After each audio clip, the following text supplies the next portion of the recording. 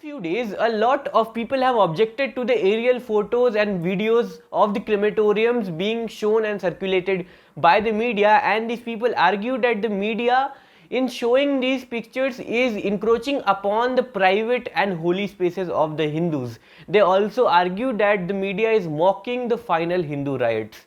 Now we understand that these are very powerful pictures and they are being used by the media to show the failure of the government and the state in the second wave of coronavirus pandemic in India. However, we also need to look at the other side. These pictures are powerful, no doubt, but at the same time they are also very disturbing and can cause trauma to people with certain mental conditions such as PTSD, which we will talk more about in the video ahead. The point here is that journalism is very powerful, but as the wise man said, remember, with great power comes great responsibility. So today we are talking about responsible journalism, what it is and why it is important. My name is Ishan Fauzdar and you are watching The Upfront.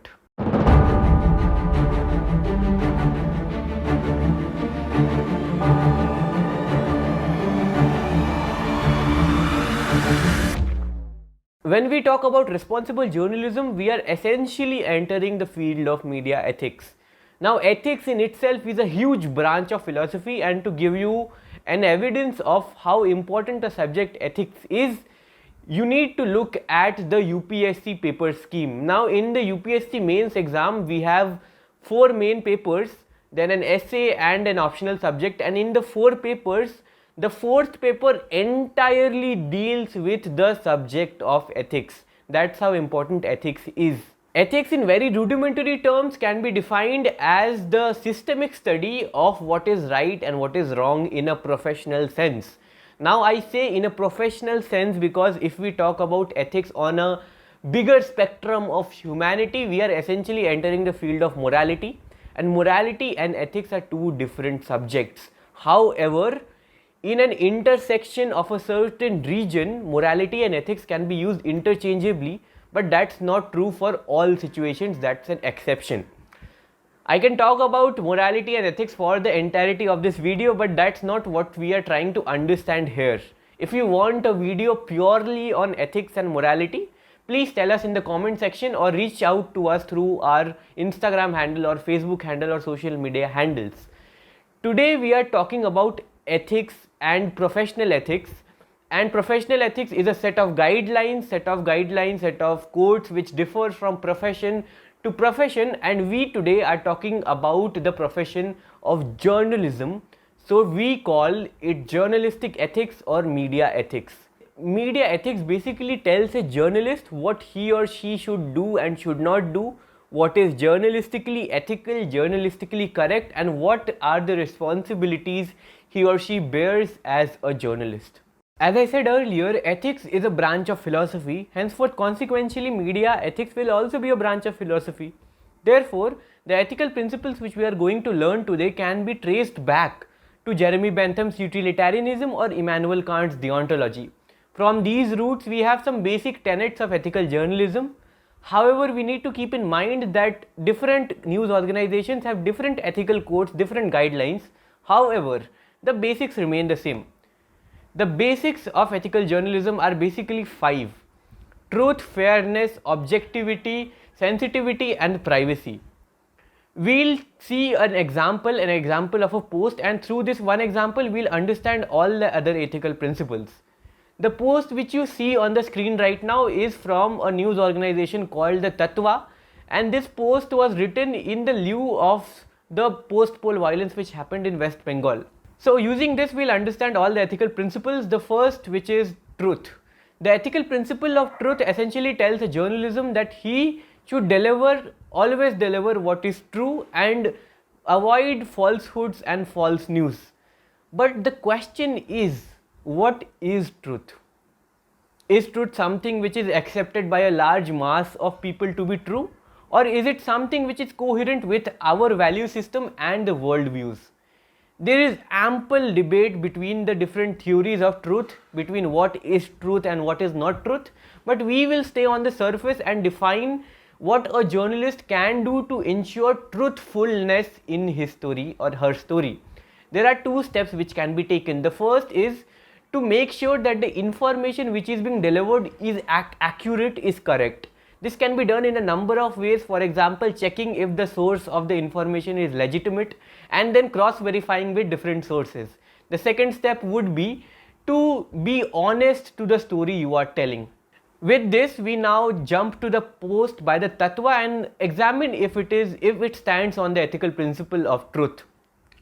The post is true to the fact that the post-poll violence happened in West Bengal, and we know it happened, and hence the post tells us it happened. So it is true in that aspect, in a broad aspect. However, when we look at the caption of the story, we see written that hundreds and hundreds were killed in this post-poll violence. Till 5th of May, when this video is being shot, only 14 were found dead in the post-poll violence. Henceforth, this hundreds and hundreds claim by the Tattva is false, is fake. Furthermore, the post also tells us that the temples were vandalized. Now, on cross-checking with various other sources, no source actually gave us this information, verified this information of temple demolition during this post-poll violence, and this information is also most probably false. Henceforth, we can say that this claim by the Tattva, the post by the Tattva, is not standing on the ethical principle of truth. Secondly, we come to the ethical principle of fairness.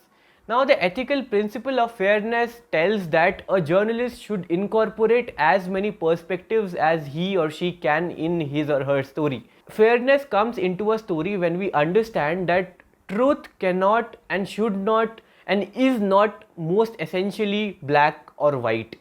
Truth can have many perspectives, many versions, and a journalist should make sure to incorporate, if not all, at least as many versions of truth that may bring balance his or her story. Let's now jump to the post by the Tattva and check if it is fair. Now, we see the post and we do not see any statements from the TMC, we do not see any statements from the CPIM, the left parties, even the Congress. The post only focuses on one version of the truth, which is the right version of the truth, the right spectrum version of the truth, and does not give us different versions, different stories. The post also does not give us statements from competent neutral authorities such as the governor of West Bengal or the police, the West Bengal police. Henceforth, we can see that the post only gives us one version of the story and ignores all the others. Hence, we say that the post is not standing on the ethical principle of fairness. Then we come to the ethical principle of objectivity. Now, the ethical principle of objectivity tells us that a journalist should be objective and should leave behind his personal biases while reporting. Now, we cannot expect journalists to be completely objective, to be almost mechanic, because we need to understand that journalists are also humans, journalists also have value systems built within them. Hence, absolute objectivity is thinking of a utopia which is not possible. However, we can expect journalists to be relatively objective, and relative objectivity means that a journalist should leave behind his personal likes or dislikes, his personal views on the incident while reporting towards it, while reporting on it. Simply keeping the facts away from the opinion is the principle of objectivity. Now let's go back to the post by the Tattva and see if it is objective. If we observe carefully, we can see that the very language of the post robs it of its objectivity and a clear bias can be seen. An objective headline would have been post-poll violence in West Bengal leave some dead and many injured. This is a neutral statement. However, the Tattva paints the entire incident as communal without giving us hard facts. Henceforth, we do not know if that is true or not, and we do not know if that is Tattva's ideology which it is portraying or is it fact. So there is no distinction. The Tattva also portrays the incident as chauvinistic by quoting gang rapes of women which were later found to be false. Henceforth, we can see that clear emotional charge is present in the headline, in the post, and hence the post is not standing on the ethical principle of objectivity. Now we come to the ethical principle of sensitivity. This is also the principle where we can talk about the crematorium pictures which I mentioned at the beginning of the video. This principle, this ethical principle of sensitivity tells us that a journalist should not put out stories which are indecent and obscene. Now this ethical principle is so important that Article 19(2) of our constitution puts decency and morality as reasonable restrictions on freedom of speech and expression. Section 292 of the Indian Penal Code defines what is obscene in India, and it basically says that anything which depraves or corrupts a human is deemed to be obscene. Now what is obscene and what is vulgar is different for different societies. More developed societies have more liberal definitions of obscene, and more conservative societies have more stringent definition of what is obscene. Canada said that material would be obscene if the Canadian community cannot tolerate it, and not because the Canadian community does not like it. This is an example of a more liberal definition of what is obscene. So, is it sensitive to show burning crematorium pictures on TVs and on newspapers? The answer is no, not without a trigger warning, which I'll be talking ahead in the video. But it is not ethical to show such pictures on TVs and on newspapers because it might trigger patients of PTSD. PTSD is called post-traumatic stress disorder, and it is a condition which is developed in individuals who face or who have faced extreme situations of sexual abuse, verbal abuse or trauma. Now in PTSD patients, if they see anything triggering or anything vulgar, they mentally go through the same trauma which they went through again, and that is very detrimental to their mental health. Let's now jump to the Tatva example and see if the post is sensitive or is it not. Now the first slide of the post has nothing which can be deemed as insensitive. It is completely fine and standing with the principle of sensitivity. However, if you swipe the post, you will see very brutal videos of women being beaten, people being beaten and abused with all sorts of stuff, and very, very brutal videos. And those videos were uploaded without a trigger warning. Now a trigger warning is a warning which is put at the beginning of a post or at the beginning of anything which has triggering content in it. This warning tells a user that this post has triggering warning and beware. Now a patient of PTSD can see this warning and can escape this post, can not see this post, and can be relieved of the mental trauma which he might have gone through if he would have seen this post. Hence trigger warnings help a lot. However, the Tatva post does not have a trigger warning.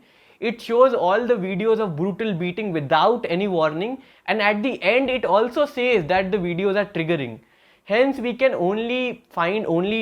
deduce that the writer of this post knew that the videos are triggering, and they still went on to put the videos without a trigger warning, which is completely unethical and completely immoral. This is not journalism. Journalism is meant to serve the society and not make the society suffer. This is rampant sensationalism in the name of journalism. Finally, we come to the ethical principle of privacy. This principle is fairly simple, and it says that journalists should not invade private spaces of individuals.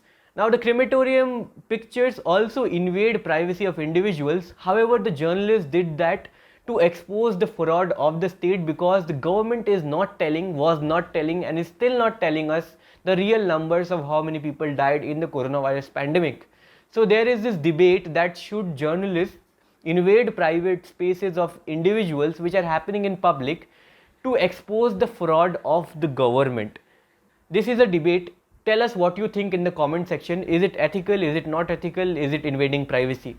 A good example of this principle of media invading private space can be seen in the case of Riya Chakraborty, when her private WhatsApp chats were leaked and they were shown on national television without any criticism, without any thought. These were the ethical principles, the ethical guidelines, the basic tenets of ethical journalism which the journalist ought to follow. If you did like this video, please do give us a big fat thumbs up like our other videos, subscribe the bell icon, share this video, and we'll meet next time. Thank you so much.